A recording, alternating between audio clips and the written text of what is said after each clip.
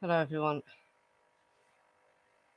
Yes, it's just a short one tonight, really, because there's not much to read out. But I found this anecdote about Eric Clapton when he's in uh Topanga Canyon, isn't it? With Buffalo Springfield, basically, and it gives more context to a photograph that we found. You know, the photograph of Pick Dawson sitting next to Eric Clapton. So let me share the tab for you. Yeah, I found additional photographs, basically. And it gives a bit more context. Apparently, what happened was Mama Cass threw a party for Eric Clapton so he could meet more people in the area because he didn't know anyone. There you go. And if I take myself off the screen, you can see he's wearing the pink boots in that picture with Joni Mitchell. It's a colour photo. But yeah, so this must be around the time this big bust happens anyway, yeah. Yeah, it is really weird, like I say, as we get into it. I want to read it out. I've always wondered if she was one of the girls. What if Cappy was one of the girls to rush into the house with the weed right before the bust? Cappy, yeah, I don't know. I've never heard that they got near Buffalo Springfield. Though Neil Young talks about sitting jamming with the girls, doesn't he? With the girls singing on the sofa. So maybe.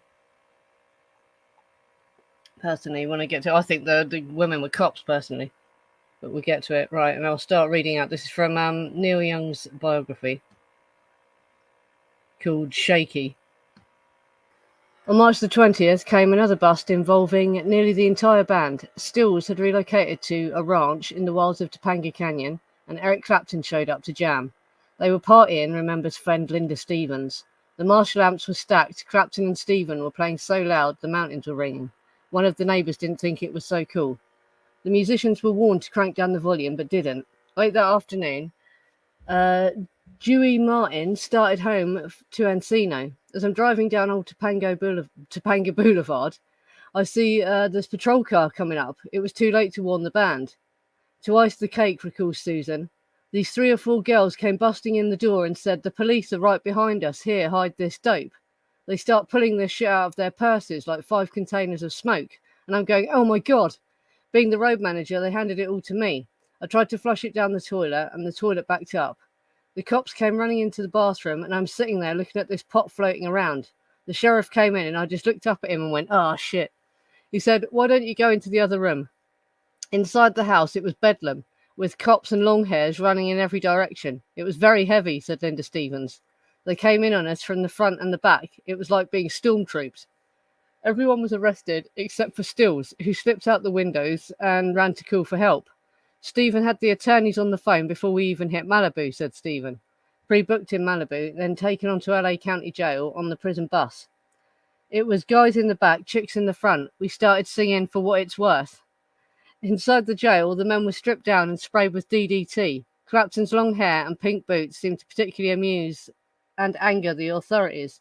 So they made him stand naked, except for his boots, stand separate from the rest. They set him out in front of us to humiliate him, I guess, said Messina. It was a time when long hair was not cool. Chris Sands remembers that Clapton handled it beautifully, typically British, stiff upper lip. Oh well, we've got good lawyers, we'll be out of here by morning. Everyone worried about Young. Neil was afraid of having an attack because they denied him his medicine, says Sands. They separated him from the rest of us and put him in a tank with a bunch of drunks.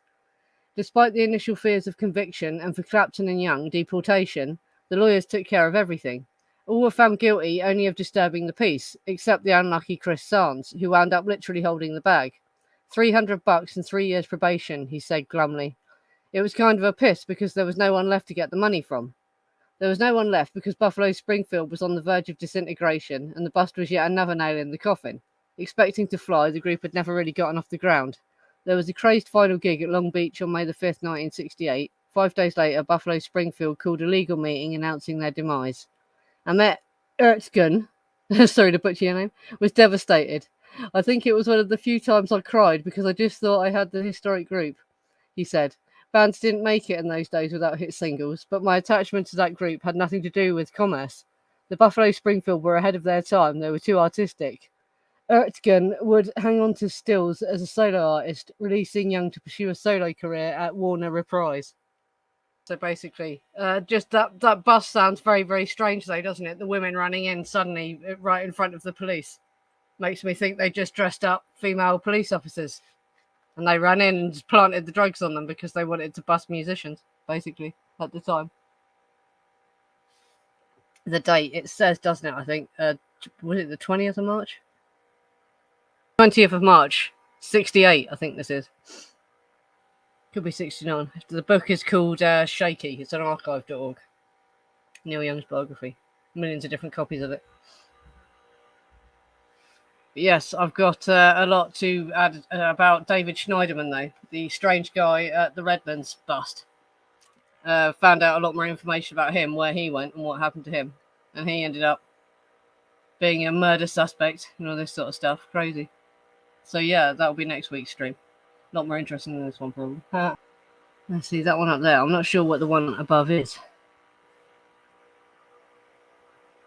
There's Dennis Wilson, isn't it? You can see Dennis Wilson, yeah. Yeah, and Buffalo Springfield must be in it, presumably, yeah. Yeah, it just it gives a bit more context to what that party was actually about as well. It was just thrown to introduce Eric Clapton to more people in the area if he didn't know anyone yet. Yeah, but it says they only got charged for disturbing the peace. And one guy got busted for the drugs and he got probation, basically. Because they had good lawyers. They would have hired very expensive lawyers, wouldn't they? And Eric Clapton and Neil Young could have got deported, like it said, but they didn't. I'll have to check in the book. If it's wrong, I'll say so. If I'm wrong and it is 69, I'll say, yeah, but I'm pretty sure it's 68. That's what it says on the Facebook post, doesn't it? Yeah, 68. Yeah, it's in the Facebook post here, yeah. 1174 Old Topanga Road, which is the same road as Gary Hinman. Yeah, these are things John Donaldson pointed out here. It occurred less than half a mile from Gary Hinman's house on the same road. And it's alleged that Manson met Hinman through Dennis Wilson, who was touring with Buffalo Springfield at the time.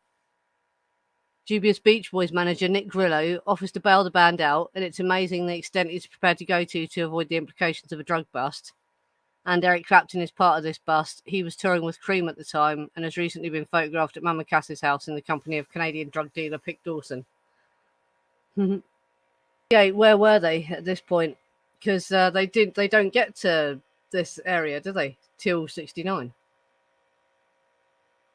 No, they would have been. They would have been here. At this point, wouldn't they? No. Yeah, when did they play? Neil Young saying he remembers sitting with the girls around Dennis Wilson's house and having them singing on the sofa, singing harmonies and stuff like that. Yeah. I've already read it out.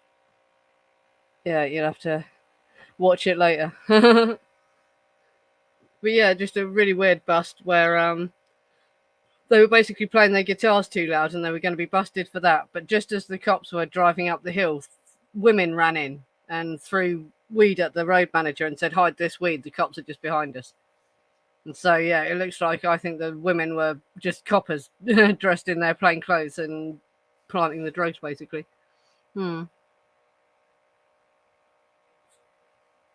Yeah, where were they in 1968? Who knows that?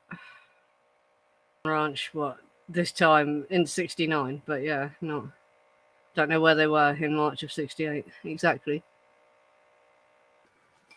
Yeah, not a vast amount to say about it really. Anyway, so yeah, might end this quickly, make it a short one, and like I say, next week I'm doing the thing about Schneiderman, which should be a lot more interesting, and there's a lot more to say. And I might even have some more interviews. Yeah, I don't know. I haven't seen any articles anywhere. No, I don't think so. In America, it seems to the managers seem to have been able to keep it out of the press more, don't they? But you see, the Rolling Stones tried to take the press to court several times, so that's why they thought the press was, writing so many articles about them. But in America, they seem to have been able to bribe the press quite easily. The people in Hollywood, don't they? Basically, they're in Spawn at mid 68. I don't know. Yeah. So they could have been in the area at this time. Yeah. There's nothing to suggest that it's anything to do with them, though, really, is it, though? Like I say, I think the girls were cops. And that's all there is to it. Yeah. I don't think it's anything to do with the Manson family, yeah. Might as well end this early and see you next week with the more interesting stream. Basically, with more. Yeah. Anyway. So yes, thanks for coming, everyone. And I'll see you next week. Night, everyone.